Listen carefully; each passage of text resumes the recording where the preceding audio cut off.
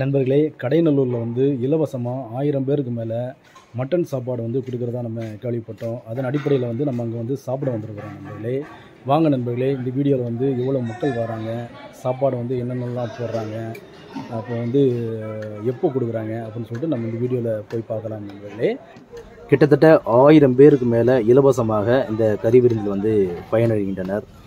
Fully unlimited, எவ்வளோ நாள் நம்ம வாங்கி சாப்பிட்டுக்கிட்டே இருக்கலாம். சிறுவர்கள், இளைஞர்கள், வயதானவர்கள் என ஏகப்பட்ட பேர் வந்து இந்த கறி விருந்தில் வந்து பங்கேற்கின்றனர்.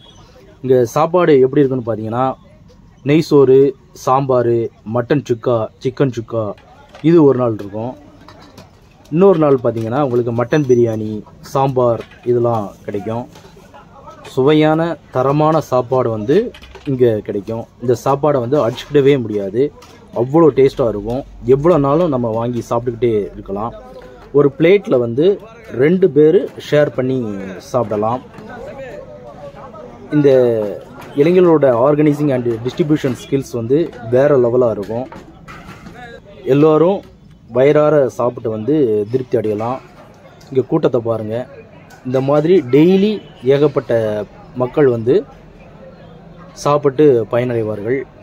சிறுவர்கள் முதல் இளைஞர்கள், வயதானவர்கள் என அனைவரும், பயணம் செய்யக்கூடியவர்கள் என அனைவரும் இந்த கறி விருந்தில் பங்கேற்கின்றனர். எல்லாமே ஃப்ரீயான சாப்பாடு தான், வயிறார சாப்பிட்லாம்.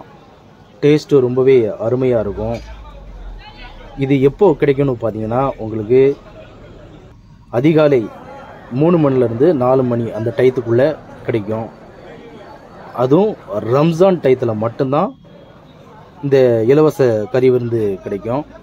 அதாவது நோன்பு வைக்கிறதுக்காக இந்த கறி விருந்து ஏற்பாடு செய்யப்பட்டுள்ளது. நண்பர்களே,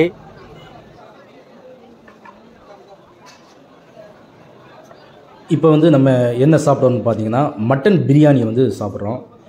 பாசுமதி ரைஸில் பண்ணியிருக்காங்க மட்டன் பிரியாணி.